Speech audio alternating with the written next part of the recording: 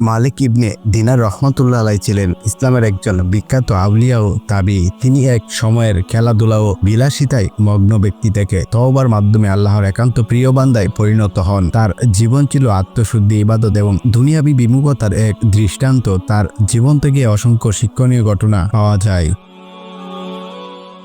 একদিন গভীর রাতে মালিক ইবনে দিনার রহমাতুল্লাহ আলাইহি নামাজ ও ইবাদতে মশগুল ছিলেন। তখন হঠাৎ একটি শব্দে তার মনোযোগ ভাঙে। তিনি লক্ষ্য করলেন একজন চোর তার ঘরে প্রবেশ করেছে। ঘরের চারদিকে খুঁজে বেড়াচ্ছে কিছু চুরি করার জন্য। কিন্তু আশ্চর্যের বিষয় হলো মালিক ইবনে দিনারের ঘরে চোরের নেয়ার মতো কিছুই ছিল না। চোর হতাশ হয়ে যাওয়ার পর মালিক ইবনে দিনার রহমাতুল্লাহ আলাইহি নিজেই তাকে ডাকলেন এবং বললেন, ভাই, তুমি যা খুঁজছো তা এই ঘরে নেই, কিন্তু তুমি যদি তাহলে এমন কিছু দিতে পারি যা তোমার দুনিয়া ও আখিরাতকে বদলে দিতে পারে। চোর আশ্চর্য হয়ে তার দিকে তাকিয়ে বলল, তুমি আমাকে ডাকছো আর দিচ্ছ কিছু? আমি তো তোমার ঘরে চুরি করতে এসেছি। তিনি হাসি মুখে বললেন, হ্যাঁ, তুমি চুরি করতে এসেছো, কিন্তু তুমি এক ভালো মানুষের দরজায় এসে গিয়েছো। এখান থেকে শূন্য হাতে ফেরত যেও না। চোরের হৃদয়ে কিছুটা নরম ভাব আসলো। মালিক ইবনে দিনার রহমাতুল্লাহ আলাইহি তাকে বসতে বললেন। তারপর বললেন, তুমি আমার ঘরে যা খুঁজছিলে তা দুনিয়ার সম্পদ, কিন্তু সেটা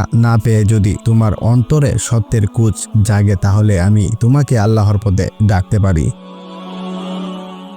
এরপর তিনি চোরকে কুরআনের কিছু আয়াত পাঠ করে শোনান, মৃত্যুর কথা স্মরণ করান, জান্নাত জাহান্নামের কথা বলেন, আল্লাহর দয়ার কথা বলেন। চোর কাঁদতে শুরু করে। তার হৃদয় এক অদ্ভুত পরিবর্তনের মধ্যে দিয়ে যাচ্ছিল। চোর বলল, হে আল্লাহর বন্ধু, আজ তুমি আমার চুরি করা জীবনটাকে বদলে দিলে। আমি তওবা করছি। এখন থেকে আমি আর চুরি করব না, বরং তোমার মতো মানুষদের অনুসরণ করে আল্লাহর পথে চলবো। মালিক ইবনে দিনার রহমাতুল্লাহ আলাইহি তাকে আল্লাহর দিকে ফিরে যাওয়ার জন্য দোয়া করেন এবং বলেন, আল্লাহর দরজা কখনো বন্ধ হয় না। তুমি এক চোর হিসেবে এসেছিলে, কিন্তু আল্লাহ চেয়েছেন তুমি ফিরে যাও তার একজন বান্দা হয়ে। চোর সেদিনের রাতেই ইমানদার একজন মানুষের রূপান্তরিত হয়ে বের হয়। তার চোখে ছিল অনুশোচনা, অশ্রু এবং হৃদয়ে ছিল আলোর ঝলক। আল্লাহর বান্দারা প্রতিশোধে নয়, দাওয়াত ও দয়ার মাধ্যমে মানুষকে বদলায়। মালিক ইবনে দিনার রহমাতুল্লাহ আলাইহি চাইলেই চোরকে শাস্তি দিতে পারতেন, কিন্তু তিনি বরং তাকে দ্বীনের পথে ডাকলেন। কখনো কারো পরিবর্তনের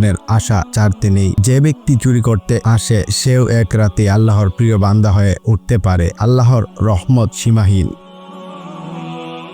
কেউ যতই গুনাহ করে থাকুক না কেন, তওবার দরজা সবসময় খোলা থাকে। আল্লাহর নিকট দুনিয়ার সম্পদের চেয়ে একটি হেদায়েত পাওয়া অনেক বড়। মালিক ইবনে দিনার রহমাতুল্লাহ আলাইহি কিছুই হারালেন না, বরং একজন মানুষকে হেদায়েতের আলো দিলেন। এই ঘটনা আমাদের শেখায়, আমাদের জীবনে যদি সুযোগ আসে কাউকে সঠিক পথে আনার, তাহলে তা হাতছাড়া করা উচিত নয়। হয়তো সেই ছোট একটি দাওয়াত বা উপদেশ কারো গোটা জীবন বদলে দিতে পারে।